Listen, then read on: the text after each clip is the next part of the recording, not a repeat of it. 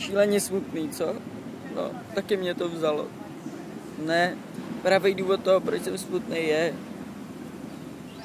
že se z vás dělám jenom srandu. Ne, dělám si srandu.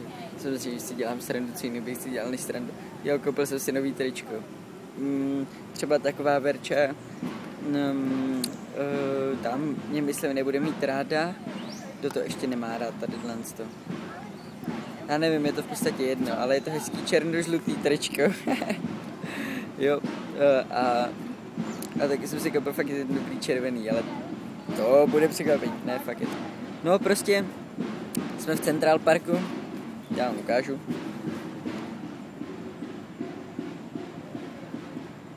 Tamhle nějaké děvče osouložuje Andersena. A její mamka ji přitom natáčí. No, takže, ježiš, tady běhá nějaký ptáček. Prostě je to fakt úplně brutální, protože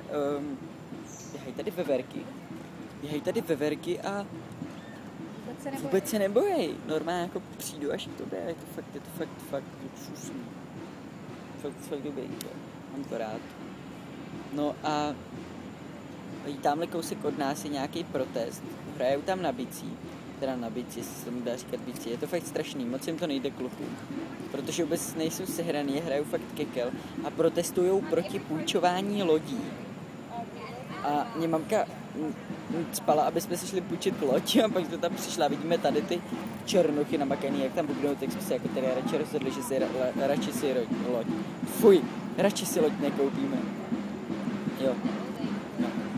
Takže to je asi vše k dnešnímu videoblogu a pokračovat budeme, až zase bude něco fakt dobrýho, i když je to celý úplně trapný.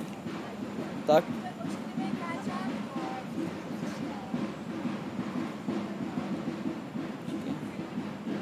Westside.